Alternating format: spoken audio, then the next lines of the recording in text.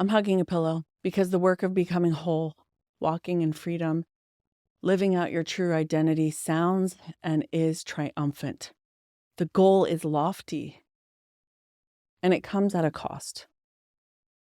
You gave up your addiction, and while that is a triumphant yes, it is still a loss. If you have felt it or are feeling that sting, I'm with you.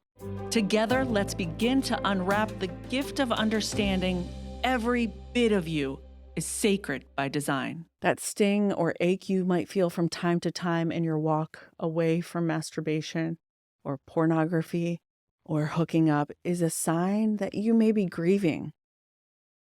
Does that feel weird to say? Or does that make sense to you? There is something both sacred and necessary to naming your grief as you heal. It is okay.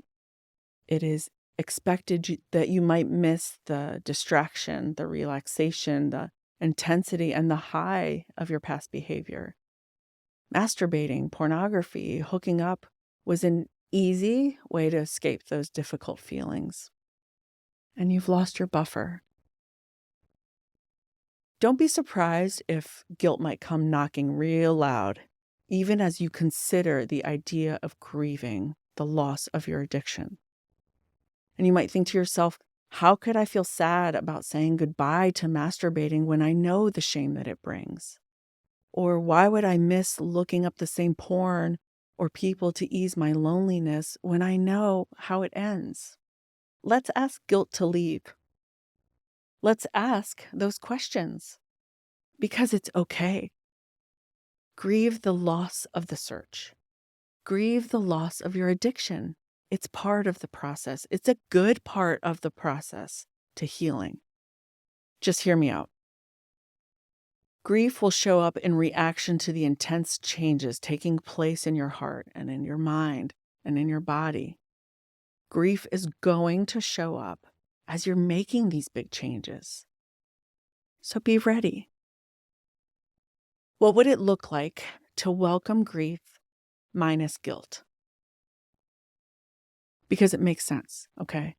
It makes sense that the predictable nature of your unwanted sexual behavior felt comforting, that it felt safe. Addiction is predictable, and that predictability can feel comforting and safe even when it hurts you. I know. If you've done the work to discover the source behind your porn habit or your pull to casual sex, knowing that source definitely gives you an understanding of the why and how of your addiction and how it served you. But that can also feel sad. That can also feel painful. Your addiction no longer serves you. There is a lot of learning and understanding in this sacred process of becoming sexually whole, right? Right. There's a lot. Understanding and accepting this process of grieving helps recovery to be less of a mystery. There's a lot of joy in the triumph of recovery and walking in freedom. And that joy is blessed and it's holy. There's a lot of grief in the triumph of recovery and walking in freedom. Your grief is holy, just like your joy. Dan Allender says, the tenderness of God is always present, but the human heart is never more available to God's kindness and presence than when in grief. If you feel grief well up, consider kicking guilt to the curb and instead make a seat next to you for God and allow Him to be with you in it. Take time to lament and grieve. Let's practice what good, healthy grief looks like. Read through the Psalms for some really great examples. Journal, cry it out, sit with it. Or pray, God, grief is filling my throat, it's gripping my chest, and it's swirling in my head. Father in heaven, allow my grief to become an act of embodied surrender. I've come to the end of how I manage my pain, and I'm feeling it. I need you, God.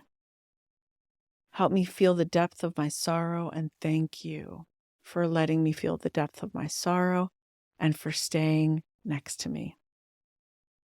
I know that we've talked about Martha and Mary here before, but we're doing it again. So go into John 11. This is the scene where Lazarus is dead. And Jesus arrives on the scene. And Martha runs to Jesus with her grief and says, "If you had been here, my brother would not have died."